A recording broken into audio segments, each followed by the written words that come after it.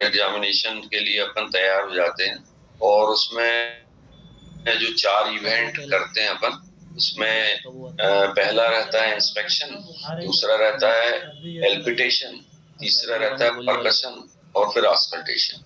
तो ये 4 इवेंट जैसा ऑब्जेक्टिव टाइप में भी आते हैं कि ये बताइए कि किसी मरीज को एग्जामिन करने के 4 एल्पिटेशन और परकशन ऑस्कल्टेशन, ये 4 उसके इवेंट्स रहते हैं। पेज नंबर 111 में भी अपन देख सकते हैं और उसका डिटेल अपना बताएंगे। हर्षित रॉय, पेज नंबर 111, 111। शारीरिक परीक्षण आमतौर पर रोगी के इतिहास को लेने के बाद किया जाने वाला पहला नैदानिक उपाय है। नैदानिक उपाय मतलब ट्रीटमेंट का स्टेप, कौन सी अपन को करना चाहिए। पहले उसका इतिहास लेते हैं और उसको वो स्वयं भी बताता, कई बार उसको भी बताना पड़ता है। यह लक्षणों के प्रारंभिक मूल्यांकन और विवेचक निदान और आगे के चरणों में मदद करता है। आदर्श रूप से एक रोगी के लिए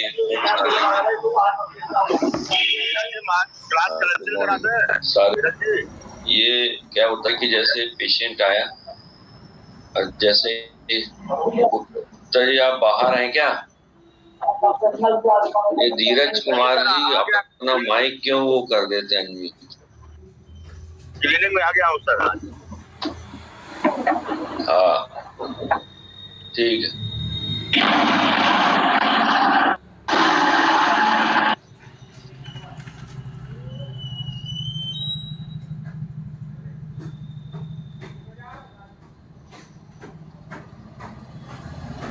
अरे धीरज कुमार जी माइक बंद करें ना, हम बंद करते हैं तो आप बोल लेते हैं।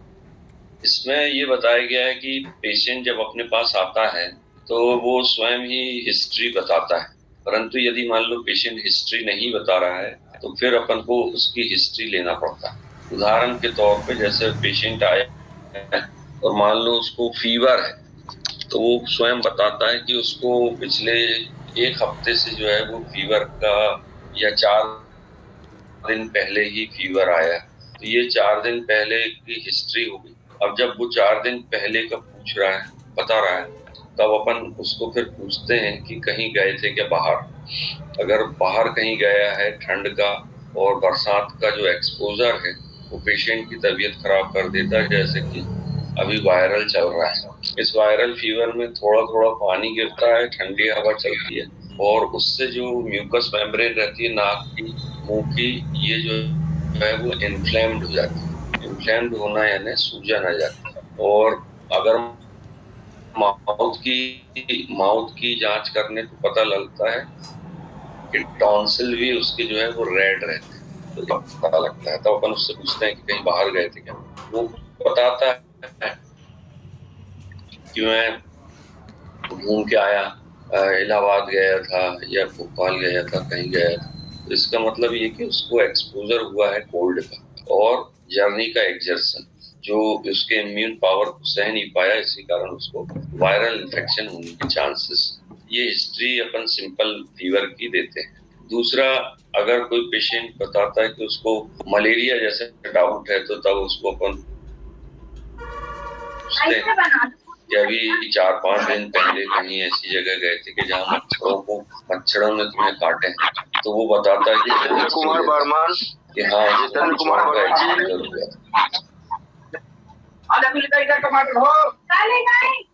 ये नए नए लोग शामिल हुए हैं, बहुत परेशान। सर जी ऑल म्यूट कर दीजिए आप, नहीं तो क्लास नहीं हो पाएगा। ऑल म्यूट कर दीजिए, नहीं तो क्लास नहीं हो पाएगा सर। हाँ कर दे, हाँ कर रहे हैं। जो लोग नए शामिल हुए हैं वो अपना माइक जो है वो तुरंत म्यूट कर लिया करें। जितेंद्र कुमार बर्मन या जो भी है, तुरंत माइक म्यूट कर लिया करें, क्योंकि क्लास से डिस्टरबेंस होता है, सीक्वेंस भी टूटता है। ये जितेंद्र कुमार बर्मन को हम फिर से कर देते हैं। Good morning sir.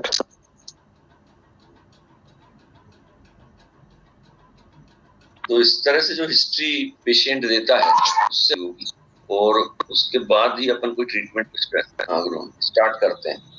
ये तो दूसरा मलेरिया का एग्जाम्पल हुआ। अब एक्सीडेंटल केस में जैसे कोई गिरा है, पड़ा है और पट्टी कराने आया, उसके कारण उसको इन्फेक्शन कारण फीवर हो गया, तो अपन को उसकी भी हिस्ट्री मिल जाती है कि वो गिरा है या कुछ है।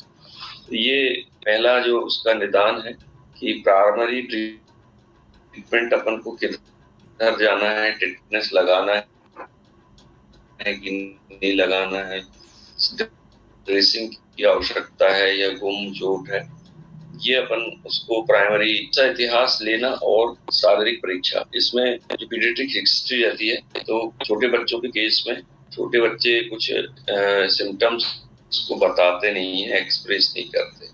उनके साथ जो उनके पेरेंट आते हैं, अटेंडर आते हैं, वही छोटे बच्चों के बारे में बताते हैं कि ये 3-4 दिन हो गए बहुत ज्यादा फीवर से तप रहा है, या उसको डिहाइड्रेशन हुआ है, या जो है वो बुखार है, इस तरह की रो रहा है बहुत ज्यादा।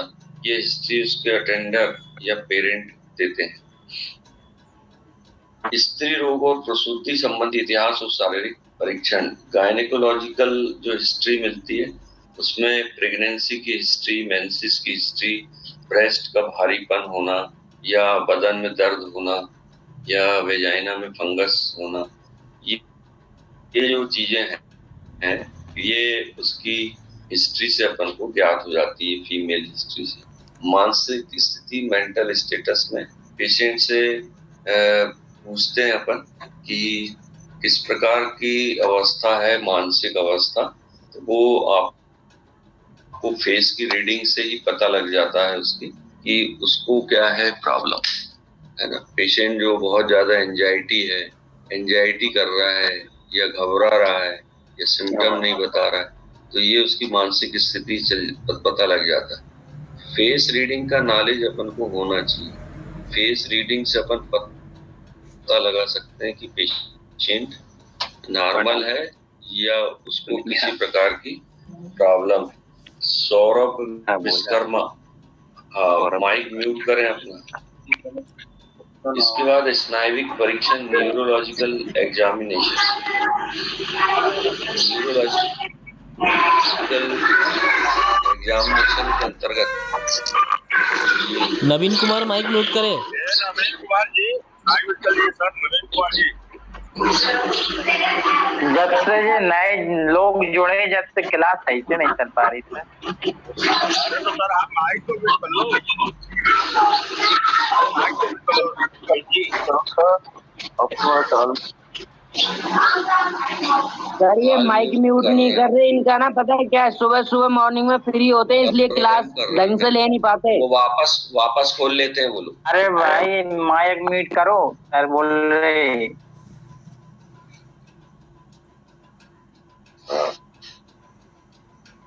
माइक म्यूट नहीं करेंगे तो क्लास कैसे लेंगे। इसके बाद उसकी स्नायुविक या न्यूरोलॉजिकल परीक्षण अपन करते हैं, और उसके अंगों को जो है वो देखते हैं, सिर्फ देखते हैं, बाकी ठोकना बजाना अपन बाद में करेंगे। पहले देखते हैं कि कोई अंग उसका तिरछा या किसी प्रकार का कोई सुन्नपन, झुनझुनी, इस टाइप की कंप्लेंट तो नहीं है। फिर है लिम्फ गर्द, सिर और गर्दन की जांच।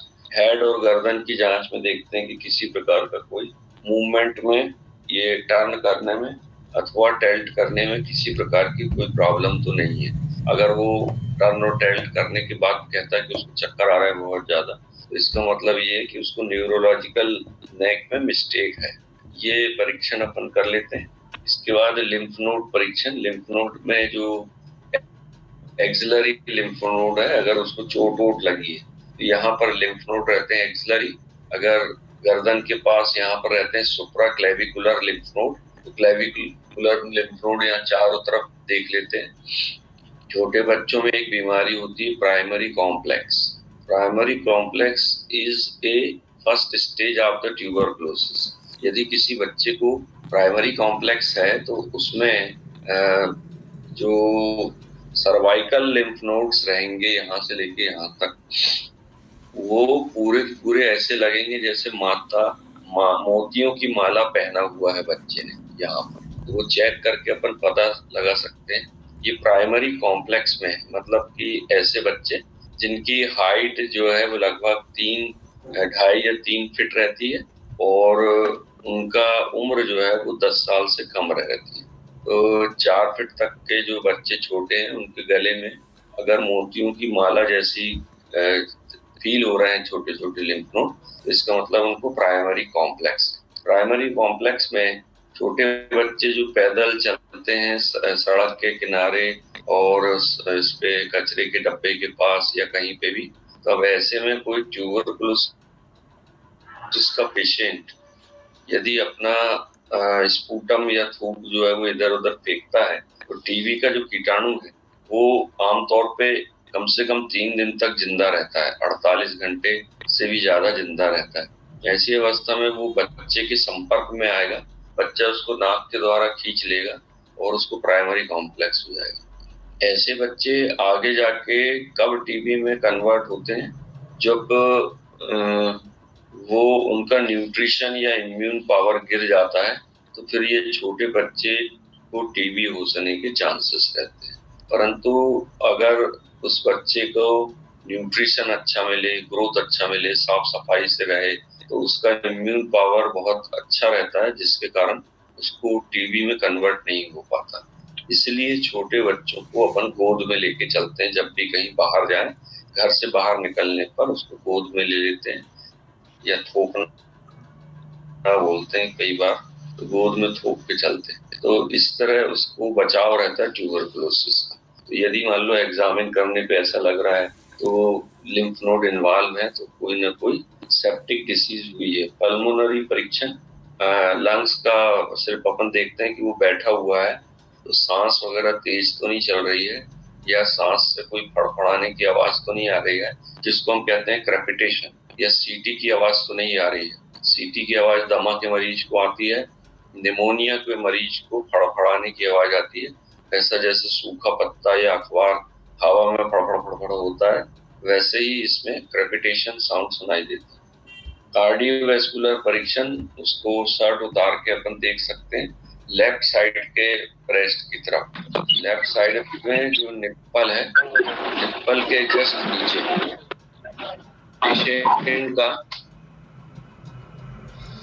निप्पल के जस्ट नीचे पेशेंट का जो हार्ट का अपेक्स है, वहां पर वो उसका एक बीटिंग दिखाई देती, तो वो कहलाता है कार्डियक परीक्षण, जब भी कभी अपन देखते हैं तो। और पेट की जांच, एब्डोमिनल, वो परकसन में करेंगे पेट की जांच। और त्वचा की जांच और नाखून की जांच। त्वचा स्किन दिख रही है तो इसका मतलब कि पेशेंट को डिहाइड्रेशन है। डिहाइड्रेट पेशेंट की स्किन जो है वो सूखी दिखाई देती है, सूखी फील होती है। और छोटा बच्चा है तो उसको अपन साफ उंगली उसके मुंह में डाल के और परीक्षण कर सकते हैं कि डिहाइड्रेशन तो नहीं है। तो इस तरह से जांच करते हैं ये प्राइमरी अलग अलग। अब आता है जो एग्जाम में आता है कि एग्जामिनेशन करने की 4 अवस्थाएं कौन कौन सी है, तो वो है इंस्पेक्शन, दूसरा पैल्पिटेशन, तीसरा परकशन और चौथा ऑस्कल्टेशन। इसको अपन एक एक जो है वो डिटेल में समझेंगे। इंस्पेक्शन का मतलब होता है कि केवल अपन अपनी नंगी आंखों से पेशेंट आके बैठता है और उसको देखते हैं कि वो क्या बोल रहा है, कैसा बोल रहा है, उतला तो नहीं रहा है, रुक के तो नहीं बोल रहा है, या बोलने में उसकी सांस तो नहीं फूल रही है, या आंखें मिला पा रहा है कि नहीं मिला पा रहा। ये सब चीजें इंस्पेक्शन के अंतर्गत आती है, जिसमें अपन पेशेंट को हाथ नहीं लगाते, केवल इंस्पेक्शन करते हैं। Inspection means to look at the person or body part. It is the first step of the physical examination. Physical examination की पहली स्टेज होती है। ये नवीन कुमार आपको क्या होगा भाई?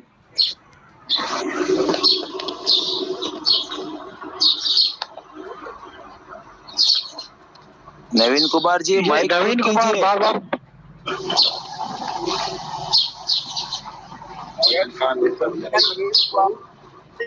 कहीं बाइक पे है शायद नवीन कुमार जी। नवीन कुमार जी माइक म्यूट कीजिए।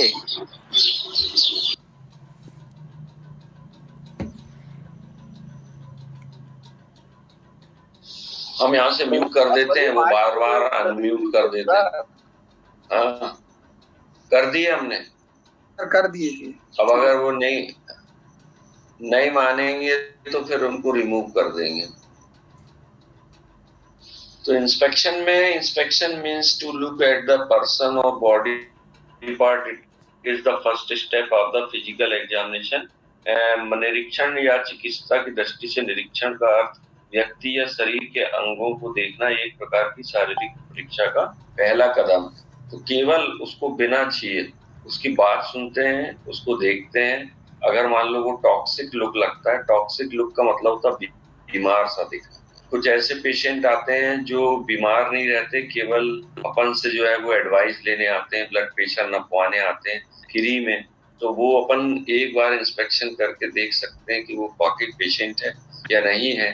उसकी आंखों को देख सकते हैं कि लाल तो नहीं है, उसके चेहरे पे पसीने के या फीवर के भाव देख सकते हैं कि फीवर तो नहीं है। और इसी प्रकार उसके अंगों को देखते हैं कि कोई अंग विकलांग तो नहीं है, चलता फिरता ठीक है। उसके जो चप्पल जूते पहन के आया है, उसकी क्वालिटी, मोजे पहन के आया है तो वो ठंडक इसका मतलब लग रही है उसको। और दूसरी चीजें केवल अपन उसको आंखों से देख के पता लगा सकते हैं, वो कहलाता है इंस्पेक्शन। दूसरा कहलाता है palpitation. Palpitation is a method of feeling with the finger और hand during a physical examination. Palpation एक प्रकार की शारीरिक परीक्षा के दौरान उंगलियां या हाथों से महसूस करने की एक विधि है। अब अपन ने जब पूरा इंस्पेक्शन कर लिए तब उसकी कुर्सी को अपन आगे खींचते हैं अपनी तरफ, वो कहते हैं जरा पास में आ जा। अब अपन हेड टू टो यानी सिर से लेके तो पूरा पैर तक का एग्जामिनेशन उसके ऊपर करेंगे। तो सबसे पहले उसका सिर देखते हैं कि उसका सिर गर्म तो नहीं। अगर सिर गर्म है इसका मतलब बीपी उसका बढ़ा हो सकता है और उसके बीपी का एग्जामिनेशन अपन को करना है। फिर इसके बाद उसकी आंखें ऐसे खोल के देखते हैं। आंखों से अपन को पता लगता है यदि रेडनेस बहुत ज्यादा है तो इसका मतलब इसको कंजक्टिवाइटिस और इन्फेक्शन, ब्लड प्रेशर बढ़ा हो सकता है और सोया नहीं हो सकता, थका हुआ है, बीमार है, ये अपन को चीजें पता लग सकती है। अगर मान लो यहाँ पर रेडनेस की जगह पेलनेस दिखाई दे रही है, पेलनेस मतलब कि डलनेस जिसको बोलते हैं, तो इससे पता लगता है अपन को कि पेशेंट को एनीमिया भी हो सकता है, खून की कमी जिसको अपन बोलते हैं, तो एनीमिया होने के चांसेस रहते हैं। जब अपन आंखों का परीक्षण कर लेते हैं, वॉइस हमने लगा दिए, वॉइस तो आ रही है, सभी को आ रही है आवाज। उनको लैपटॉप का रिजॉइन के लिए बोले सर। हाँ, मंगेश अगर मान लो नहीं आ रही है तो वापस लेफ्ट करके रिज्वाइन करें तो फिर से की हो सकता आवाज आ जाए। आंखों के परीक्षण के बाद उसके गालों का परीक्षण करते हैं और छूकर देखते हैं कि उसके गाल ऑयली हैं या स्किन जो है वो वैसे ही ड्राई है। इसके बाद उसके नोज में किसी प्रकार की कोई रुकावट, सर्दी खांसी का ऐसा कोई जमा तो नहीं है। एक बीमारी हो तो ओजाइना, ओजाइना करके एक बीमारी रहती है जिसमें पेशेंट को बहुत ज्यादा मात्रा में पस भर जाता है अंदर और पेशेंट को अनइजीनेस फील होता है। ये नए ज्वाइन हुए एक स्टूडेंट ने पूछा है कि सर कौन सी बुक से पढ़ रहे हैं, तो उनको हम बता दें कि basic health care and yoga वाली जो बुक है, डॉक्टर योगेश श्रीवास्तव राइटर है, मन पब्लिकेशन, तो ये उससे अपन पढ़ रहे हैं जनरल एग्जामिनेशन, पेज नंबर 111। इसके बाद अपना टार्च उठाते हैं अपन, या आपके पास मोबाइल में भी टार्च रहने लगा। हाँ, बता रहे ना। टार्च उठाने के बाद उसके मुंह को अपन खोलते हैं और बोलते हैं आ बोलो।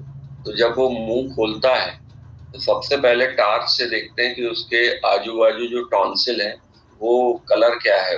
अगर वो बहुत ज्यादा रेड है तो इसका मतलब कि टॉन्सिलाइटिस है। अगर जो ऊपर लटकने वाली ओव्यूबुला कहते हैं इसको, कुछ लोग गोगली या स्मॉल टंग भी कहते हैं, तो वो जो लटकने वाली है एक्चुअली वो सॉफ्ट पैलेट का पीछे वाला पार्ट रहता है जो लटकता है और सांस और खाने की नली वो बंद करने का काम करता है, ताकि एक बार में एक ही चीज ली जाए। तो ज्यादातर अपन सांस लेते हैं, इसी कारण वो ऊपर चिपका रहता है, नीचे लटका रहता है। और जब खाना खाते हैं तो उस समय वो ऊपर चिपक जाता है। तो उसमें देखते हैं अपन की लालपन तो नहीं है, रेडनेस तो नहीं है। अगर रेडनेस है तो किसी प्रकार का इन्फेक्शन, टॉन्सिल में भी रेडनेस होगी और उसमें भी रहेगी। क्या कहते हैं सर के उनको? बाद उबला? आते हैं अपन टंग का परीक्षण। उबला? UVLA। Thank you sir. UVLA, यूबुला। कुछ लोग उसको गोगली भी कहते हैं, स्मॉल टंग भी कहते हैं। अलग अलग जगह उसको अलग अलग नाम से जाना जाता है, और मेडिकल टर्मिनोलॉजी उसकी यूबुला। तो वो यूबुला की भी परीक्षण किया जाता है कि वो सेंसिटिव है कि नहीं है। और उसके बाद फिर टंग पे बारी आती है। जैसे कि अपन जानते हैं कि टंग जो है वो एक प्रकार से किसी भी बीमार व्यक्ति का आईना होती है। यदि टंग जो है वो पूरी रेड दिखाई दे रही है तो उसको हो सकता है कि स्टोमेटाइटिस है। स्टोमेटाइटिस का मतलब होता है कि जीभ में सूजा न जाना।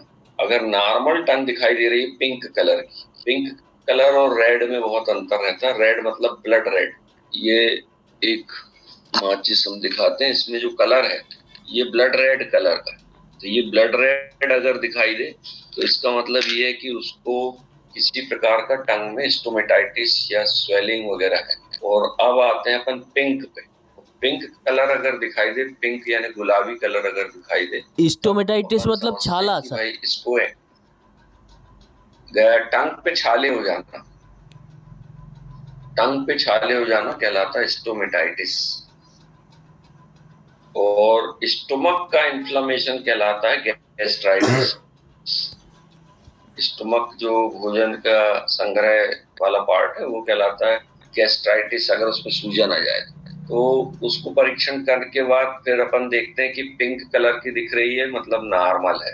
अब अगर मान लो सर इसका 3D में होगा, यानी सर हाँ सर टंग का अगर 3D में होगा तो ग्रुप में डाल दीजिए, उसमें कैसे कैसे दिखाई देता है सब लक्षण के इससे। हाँ हाँ, हम आज ही PDF डाल देंगे। PDF डाल देंगे तो वो ग्रुप में चला जाएगा। Okay sir. इसके बाद हाँ, अगर मान लो पिंक कलर ना हो के डल कलर रहे। डल कलर का मतलब होता है पिंक जो ऐसे घिसा हुआ या पुराना पिंक हो जाता है वैसा दिखाई दे, या येलो टाइप की दिखाई दे, हल्की सी येलोनेस, तो इसका मतलब कि पेशेंट जो है वो एनीमिया से सफर कर रहा है, यानी कि खून की कमी से सफर कर रहा है। अब अगर मान लो येलो कलर की दिखाई दे तो उसको ज्वाइंटिस हुआ है। पीला कलर जो है वो पीलिया का इंडिकेशन देता है कि उसको पीलिया हुआ है। यदि कोटेड टंग दिखाई दे, कोटेड का मतलब होता है व्हाइट कलर की उसके ऊपर लेयर जम जाती है। जो टंग क्लीनर से साफ करते हैं जो लोग टंग सुबह सुबह, तो वो टंग क्लीनर से इसलिए साफ करना चाहिए कि जितना भी स्टमक के अंदर गैस्ट्रिक प्रॉब्लम होती है या और भी गैसेस रहती हैं वो माउथ में आके टंग के ऊपर जम जाती है। क्योंकि अपन रात भर जब सोते हैं तो मुंह बंद करके सोते हैं। मुंह बंद करके सोते हैं तो वो पूरी की पूरी माउथ के ऊपर या टंग के ऊपर जो है कोटेड टंग या सफेद कलर की जम जाती है। तो इसका मतलब कि उसका डाइजेशन बिगड़ा हुआ है और पेशेंट को जो है वो कॉन्स्टिपेशन है और या दस्त है। दोनों कंडीशन में जो है उसकी कोटेड टंग दिखाई देती, व्हाइट कलर का फाइब्रस जम जाते। टाइफाइड में भी ऐसा होता है सर? ये सबसे ज्यादा होता है टाइफाइड की। हाँ बिल्कुल, बता रहे थे। ये टाइफाइड के केस में जो है वो पेशेंट की टंग बिल्कुल व्हाइट कोटेड दिखाई देती है टाइफाइड। इसके बाद देखते हैं टंग के किनारे। अगर टंग के किनारे कटे हुए हैं, कट जाते हैं, कॉर्नर ऑफ द टंग और क्रैक्स दिखाई दे रहे हैं, तो इसका मतलब ये है कि पेशेंट का जो सिस्टम है डाइजेस्टिव, उसमें कभी अच्छी चीज जा रही है, कभी मतलब नशा जो करते हैं तो वो नशे के आदि लोगों की टंग भी जो है वो कट फट जाती है। अगर टंग के टिप जो बिल्कुल टिप रहता है उस पे अगर लाल तिकोना निशान दिखाई दे तो इसका मतलब कि उसको बार बार छाले होने की प्रवृत्ति है, छाले हो जाते हैं। इसके बाद टंग को पलटा देते हैं और टंग को पलटाने के बाद वहां पर छोटी छोटी टेस्ट बड दिखाई देती है। अगर टेस्ट बड जो है वो दिखाई दे रही है तो इसका मतलब कि उसको सलाइवेशन और डाइजेशन, टाइलिन वगैरह सही निकल रहे हैं। अगर वो टेस्ट बड की अनुपस्थिति है तो इसका मतलब उसका डाइजेशन बिगड़ा हुआ है और वो ठीक से बोलता भी नहीं है, उसकी टंग क्योंकि इधर उधर टकराती है। गुटखा खाने वाले जो व्यक्ति हैं, तम्बाकू खाने वाले व्यक्ति जो बहुत ज्यादा तम्बाकू खाते हैं, उनका माउथ जो है वो ओपन नहीं होता पूरा। मतलब उनको अपन कहते हैं कि भाई 3 उंगली खड़ी डालें, तो वो 3 उंगली खड़ी नहीं डाल पाते, 1 या 2 उंगली बहुत मुश्किल से जाती है। ऐसी कंडीशन अगर होती तो इसका मतलब कि उनको सब म्यूकस फाइब्रोसिस नामक बीमारी है। सब म्यूकस फाइब्रोसिस, सब माइकस फाइब्रोसिस में अंदर की तरफ गाल के किनारे हैं, उसमें अंदर की तरफ गुटखा, तम्बाकू, सुपारी के कारण एक्स्ट्रा लेयर जम गई है या वहां पर मसल फाइबर्स हार्ड हो गई है, उस बीमारी को सब म्यूकस फाइब्रोसिस कहते हैं। इसके बाद यदि पेशेंट के होंठ के किनारे, जो किनारे रहते हैं, वो व्हाइट हो जाए, सब म्यूकस फाइब्रोसिस, सही लिखे राजेश गुर्जर जी। इसके बाद जो होंठ के किनारे हैं, कुछ सुपारी खाने वालों के किनारे व्हाइट हो जाते हैं, तो इसका मतलब ये है कि उसको ल्यूकोप्लेकिया नामक बीमारी है। ल्यूकोप्लेकिया, ल्यूकोडर्मा अलग होती है, उसको मत काउंट करना। ल्यूकोप्लेकिया, ल्यूकोप्लेकिया में पेशेंट के कॉर्नर्स सफेद होते हैं पहले, उसके बाद नर्व के डैमेज हो जाने के कारण पेशेंट बोलने के बीच बीच में जो है वो उसी तरफ के लिप्स को, जहां पर व्हाइट हुई है, उस लिप्स को कान तरफ ले जाता है बोलने के बाद। इस तरह की उसकी एक्टिविटीज रहती है। तो ये हाँ सर, एकदम सही बात या है। नर्व्स डैमेज का घोतक रहता है। तो ऐसे पेशेंट असल में आप लोग देखते रहते हैं, पर एकदम से स्ट्राइक नहीं होता कि ये कौन सी बीमारी, अपन को वही बीमारियों को बताना कि ये इस तरह की बीमारी होती है। या बोलने के बाद वो लिप्स को जो है, हाँ ल्यूकोप्लेकिया, सही बोले श्यामल कांत जी, ल्यूकोप्लेकिया। कई लोग बिल्कुल तिरछा मुंह करते हैं, अरे साहब ऐसा। तो इसका मतलब ये भी एक टाइप का जो है वो न्यूरोलॉजिकल प्रॉब्लम्स रहती हैं, जिसमें वो होंठ को तिरछा करके बोलते हैं। इसके बाद जब चेहरे का परीक्षण हो जाता है, फिर अपन कान पे आते हैं और कान में टार्च मार के देखते हैं कि किसी प्रकार का कोई कॉम्पैक्शन या कुछ तो नहीं है, कॉम्पैक्टेड है। कई बार जो है वो किसान लोग रहते हैं, उनके अंदर एक सोयाबीन पड़ा हुआ रहता है और उनको मालूम नहीं रहता कि उस अंदर सोयाबीन या गेहूं का दाना पड़ा रहता है। या गोबरीले कीड़े आते हैं जो काले कलर के रहते हैं, स्मेल करते हैं, तो वो गोबरीला कीड़ा उसके अंदर चला जाता है और पेशेंट को मालूम ही नहीं रहता। तब अपन उसको प्लकर की सहायता से जो है वो पकड़ के और निकाल देते हैं, जो भी कीड़ा वीड़ा है। या अगर कॉम्पैक्टेड वैक्स है, जो कान साफ नहीं करते रेगुलर, तो उनको वैक्स वगैरह जम जाता है यहाँ पर, क्योंकि कान के अंदर जो नली रहती है, जिसको हम एक्सटर्नल एकॉस्टिक मिएटस कहते हैं, वो पर्दे के पहले रहती है एक्सटर्नल एकॉस्टिक मिएटस। उसमें जो ग्लैंड रहते हैं वो कहलाते हैं सिरुमिनस ग्लैंड। तो सिरुमिनस ग्लैंड जो है वो वैक्स का सीक्रेशन करते हैं, जिसके कारण बहुत ज्यादा मात्रा में वैक्स जम जाती है। अब वो वैक्स को जो है वो निकालना जरूरी रहता है, तो पेशेंट को लिटा दो और हाइड्रोजन पेरोक्साइड H2O2 वो 2 या 3 बूंद डाल के उसको रुई लगा देते हैं। तो पेशेंट को कहते हैं बैठ जाओ।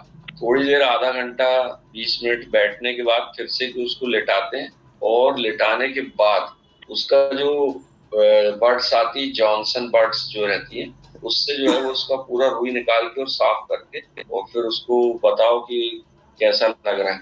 ये इसमें एक सिम्टम बहुत अच्छा आता है। कई बार पेशेंट बोलता है कि उसको चक्कर आ रहा है डॉक्टर साहब, बहुत ज्यादा चक्कर आ रहे हैं, बहुत ज्यादा। और अपन ब्लड प्रेशर भी नाप लिए, उसका सब देख लिए, पूरा परीक्षण, चक्कर का चक्कर समझ में ही नहीं आ रहा क्या है।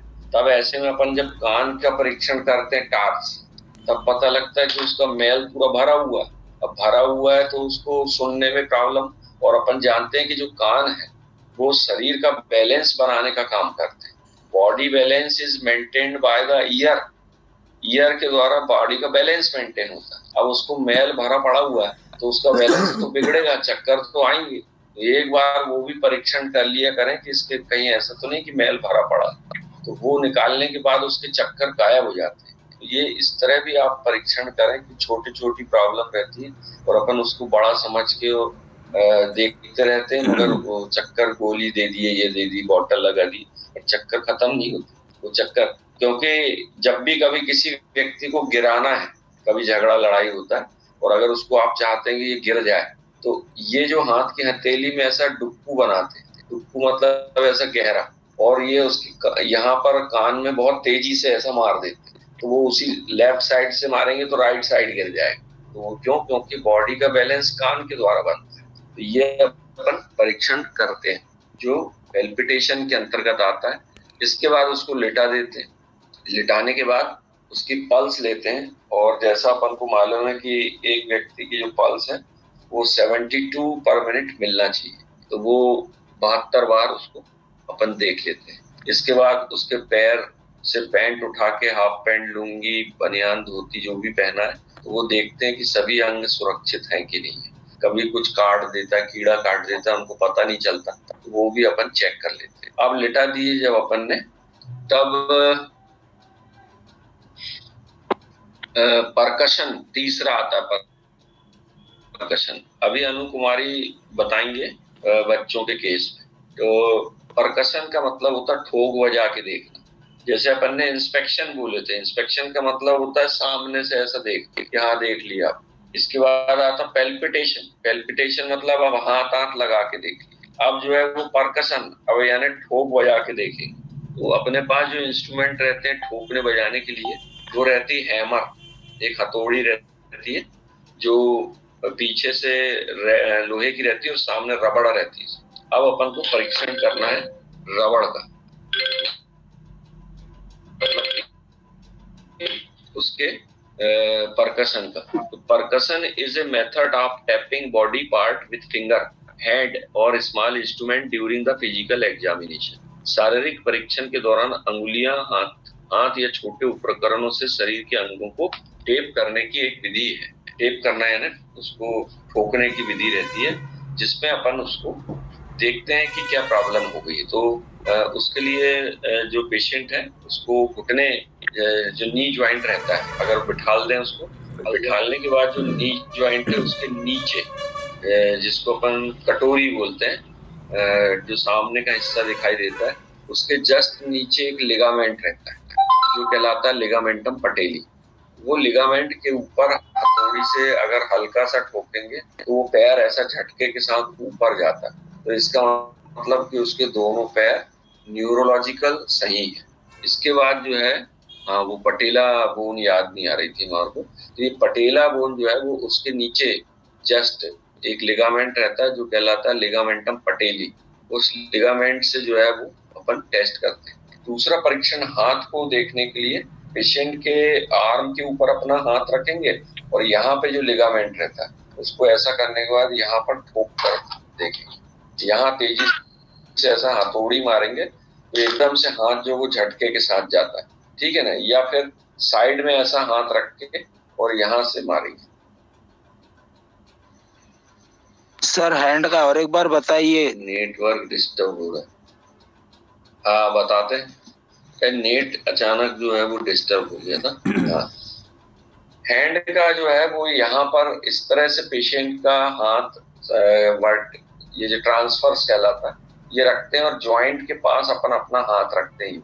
अब उसको कहते हैं कि आप अपना हाथ का जो पकड़ है वो छोड़ देते, वो लूज छोड़ देते। अब लूज छोड़ने के बाद हथौड़ी जो रहेगी उसको जो है वो यहाँ पर मारेंगे, ये जो कोहनी रहती है, इसके बाद एक और लिगामेंट दिखाई देता है ये यहाँ, और उसको यहाँ पर मारेंगे तो पेशेंट ऐसा हाथ करेगा। यूं मारे तो एकदम से झटका देगा, क्योंकि एक हाथ अपना यहाँ लगा हुआ है तो उसको पूरा सहारा मिल गया। ऐसे अगर थाई का करना है तो थाई के ऊपर अपन हाथ रखते हैं और थाई को हाथ पे रख देते हैं, तो ये पटेला फ्री हो जाती है। पटेला फ्री हुई और उसके बाद जैसे ही मारते हैं तो वो पैर ऊपर की तरफ मूव करता है। तो ये हाथ और पैर का अपन ने ठोक के देख लेते हैं। इसके बाद आते हैं अपन लंग्स पे। पेशेंट से कहते हैं अपनी शर्ट उठा लो। शर्ट उतारने के बाद उसके बनियान को भी जो है वो उतार देते हैं, और उसके बाद अपन को थोरैक्स में मिलते हैं रिब्स। एक एक रिब्स जो अपन ने कल पढ़े 12 रिब्स में से अपन 7 रिब्स को गिन सकते हैं, क्योंकि ये सातों रिब्स जो है वो स्टर्नम से जुड़ी रहती हैं, जिनको अपन ट्रू रिब्स कहते हैं। और अब अपन को रिब्स के बीच में, जैसे ये 2 रिब्स है, तो दोनों रिब्स के बीच में यहाँ पे अपन को परकशन करना है। तो उसके लिए हथौड़ी की जरूरत नहीं रहती। ये 2 रिब्स के बीच में एक उंगली रखते हैं, ये ऐसे, और यहाँ से इस प्रकार से ठोकते हैं, ऐसे ऐसे ठोकते हैं अपन। पहले उंगली रखते हैं और उंगली को ठोकते हैं। तो जहां पर उंगली कैसे रखेंगे, आड़ी रखेंगे ऐसी, किसके बीच में जाएगा वो, रिब्स के ऐसे दोनों उसके बीच में। हाँ, इंटरकॉस्टल रिब्स या इंटरकॉस्टल मसल्स कहलाती हैं जो एनाटॉमिकली। तो 2 रिब्स के बीच में उंगली को ऐसा आड़ी रखते हैं और फिर उंगली को ठोक।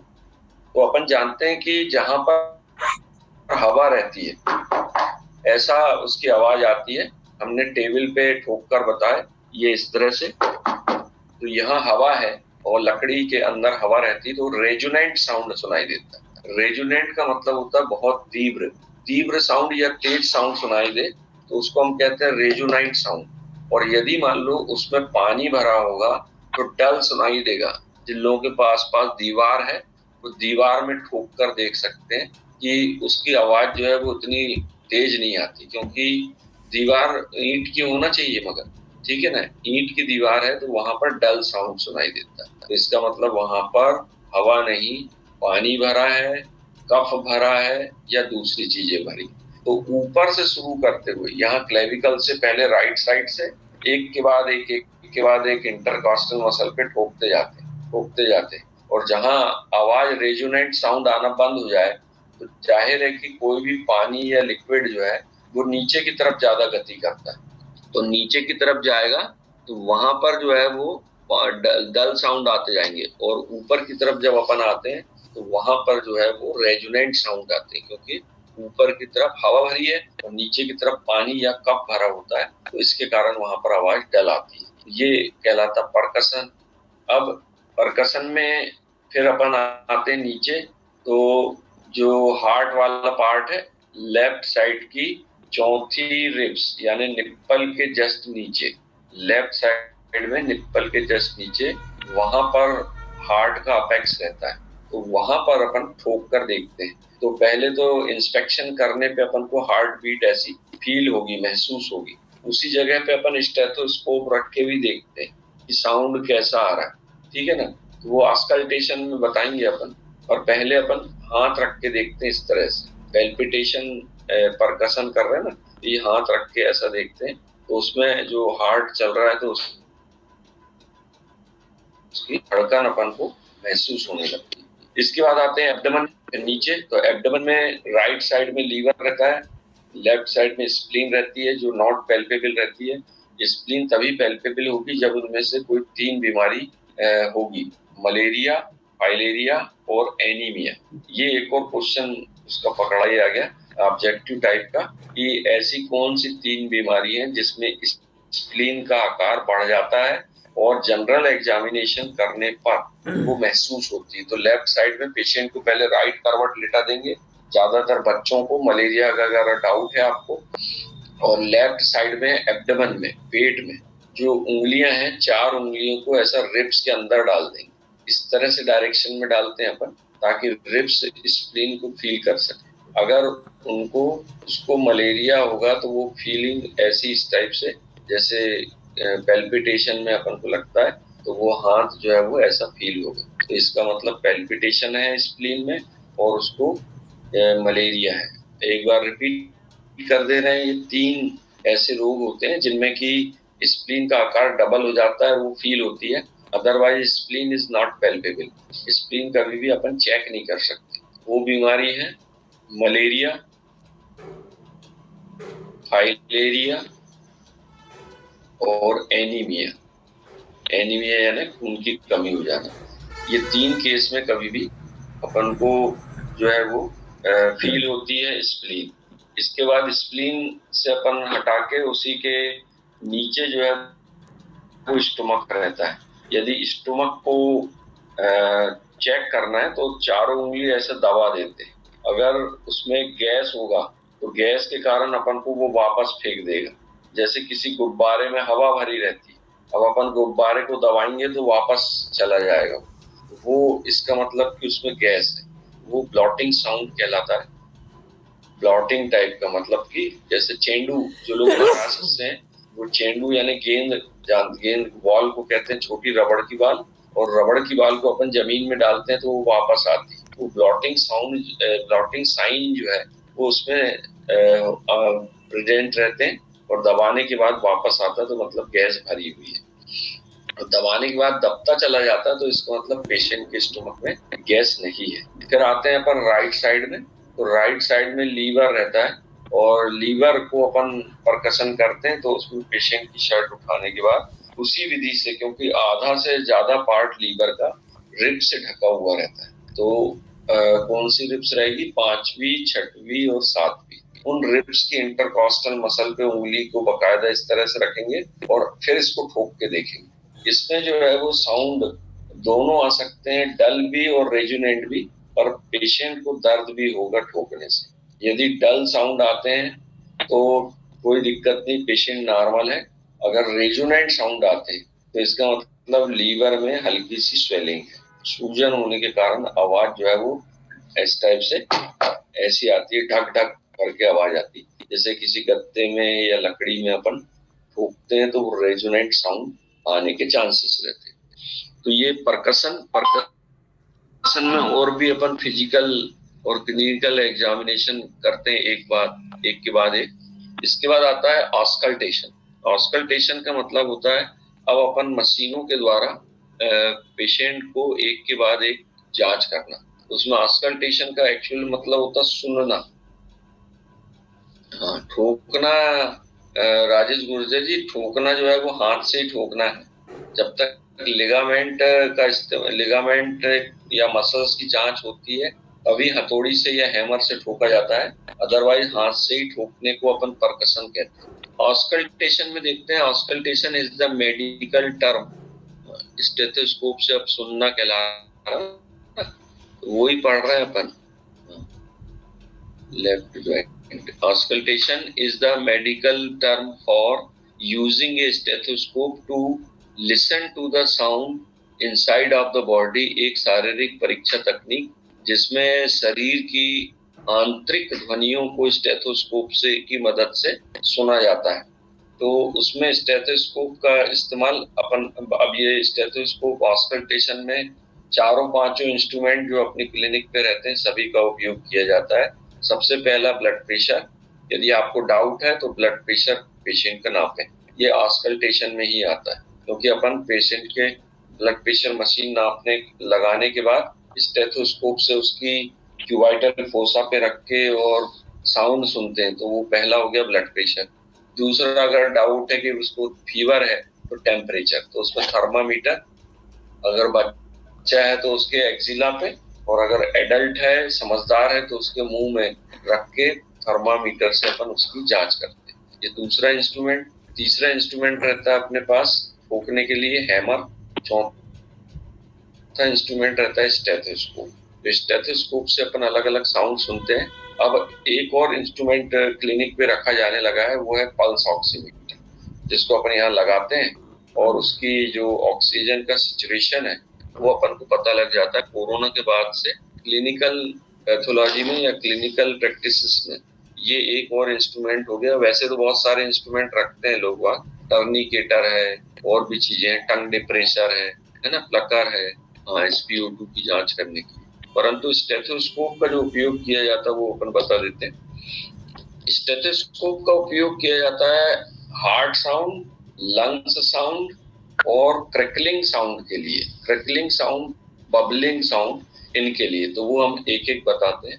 यदि अपन ने लंग्स में ऐसा डाउट है कि इसको ट्यूबरक्लोसिस है तो शॉर्ट ब्रीथ रहेगी, छोटी छोटी सांस लेगा, और राइट साइड के लंग्स में ट्यूबरक्लोसिस ज्यादा होती है और लेफ्ट साइड में कम। तो पेशेंट को कभी भी अपन स्टेथोस्कोप से जांच करते हैं तो पेशेंट जो है वो पूरा शर्ट को ऊपर उठा लेता है, और शर्ट को जब ऊपर उठाता है उसी समय पेशेंट की ठुड्डी को ऐसा कर दीजिए, क्योंकि वो जो सांस छोड़ेगा वो हो सकता है कि आपको आ जाए, तो उसको एक तरफ मुंह कर देते हैं और फिर उसको यहाँ स्टेथो लगा के जांच करते हैं। ये अपनी खुद की सुरक्षा के लिए जरूरी रहता है।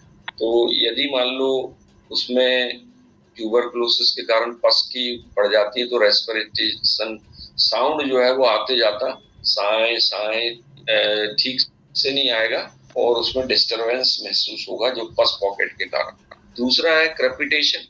क्रेपिटेशन जैसा अपन ने बताया निमोनिया के केस में ऐसा पत्ता फड़फड़ाने जैसे फड़फड़ आवाज आएगी तो इसका मतलब ये कि उसको निमोनिया हो सकता है। तीसरा विस्लिंग साउंड, ऐसा जो साउंड आता है ये उन पेशेंट में आता है जिनमें दमा या ब्रोंकस में किसी प्रकार की सूजन आ गई हो, जिसको अपन ब्रोंकाइटिस ब्रोंकेटिस कहते हैं या अस्थमा कहते हैं। तो अस्थमा के पेशेंट की हवा भी बहुत तेजी से आएगी जाएगी और उसमें सीटी की आवाज आएगी जिसको अपन विस्लिंग साउंड कहते हैं। इसके बाद ये लंग्स की जांच करने के बाद अपन एक पर्टिकुलर नतीजे पे पहुंचते हैं और हार्ट साउंड पे आते हैं। तो हार्ट साउंड जो लब डब या धक धक आता है उसका अपन परीक्षण करते हैं कि किसी प्रकार का बीच में रशिंग साउंड तो नहीं आ रहा। रशिंग साउंड का मतलब होता है ऐसा साउंड जिसमें कि जो रैपिड इजेक्शन फेज रहती है उसकी फिजियोलॉजी के मुताबिक कि हार्ट एकदम बहुत तेजी से दबता है और तेजी से ब्लड नीचे वाले चैम्बर में जाता है। ये उसी प्रकार का साउंड होता है जैसे कि कोई गाय या भैंस को दूध निकालता है या दूध दोहता है तो बाल्टी में जो ऑलरेडी पानी भरा हुआ है उसके बाद जब वो उससे थन से धोता है तो वो पानी की आवाज एकदम से कर्र करके आती है, वो कहलाता है rushing sound. Sir new student के न्यू बैच अभी तो इसी में पढ़ाएंगे, जैसे ही आप लोग एग्जाम में चले जाएंगे तब फिर न्यू बैच इसमें कंटिन्यू शामिल हो जाएंगे क्योंकि बहुत सारे स्टूडेंट इसमें जुड़ते जा रहे हैं, है ना, मीटिंग के बाद। एक्चुअली हम लोग ज्वाइन नहीं कर पाए, ज्वाइन होते इस वजह से।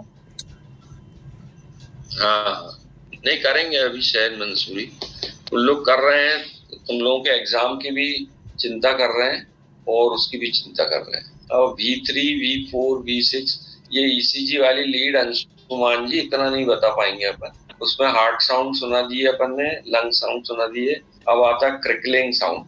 क्रिकलिंग साउंड में अगर मान लो कहीं किसी पेशेंट को ऐसा डाउट है कि उसके हाथ में फ्रैक्चर है और यहाँ से दिखाई नहीं दे रहा मगर फ्रैक्चर एक्सरे में आया, तब स्टेथोस्कोप को यहाँ रखते हैं और जो हड्डी है, जो हड्डी टूटी हुई है वहां पर इसको ऐसा हल्का सा हिलाएंगे तो वो क्रिकलिंग साउंड कर करके सुनाई देता है। वो क्रिकलिंग साउंड अपन सुन सकते हैं मगर पेशेंट को उसमें बहुत ज्यादा दर्द होता है। तो क्रिकलिंग साउंड का उपयोग छोटे मोटे एग्जामिनेशन के लिए किया जाता है। और चौथा आता है बबलिंग साउंड। बबलिंग साउंड में क्या करते हैं कि अगर जैसे कोई पेशेंट को जहर खा लिया है और अपन उसको लवाज कर रहे हैं या उसका जहर निकाल रहे हैं तब ऐसी स्थिति में सुहानी अभी हम सब बताएंगे एक के बाद एक, बहुत सारे क्वेश्चन पूछती होती सुहानी लोधी, क्लास का भी इसका भी उसका भी सब बताएंगे। जो अभी पढ़ा रहे हैं उसको कंटिन्यू करो। तो जहर वाले पेशेंट को राइल्स ट्यूब डालते हैं अपन नाक से और नाक से डालते समय उसको बोलते जाते हैं कि पानी गुटको पानी गुटको। एक्चुअली राइल्स ट्यूब के सामने एक आयरन बॉल लगी रहती है जिसको अपन छर्रा बोलते हैं और वो नाक में जब भी जाता है तो ठंडा ठंडा लगता है, उसको ऐसा लगता है कोई पानी डाल रहा है तो उसको पानी गुटको कहते हैं। तो वो जो यूबुला लटका हुआ है वो अपना बंधन छोड़ देता है और नाक से जो है वो पेट में चला जाता है पूरा की पूरा ट्यूब।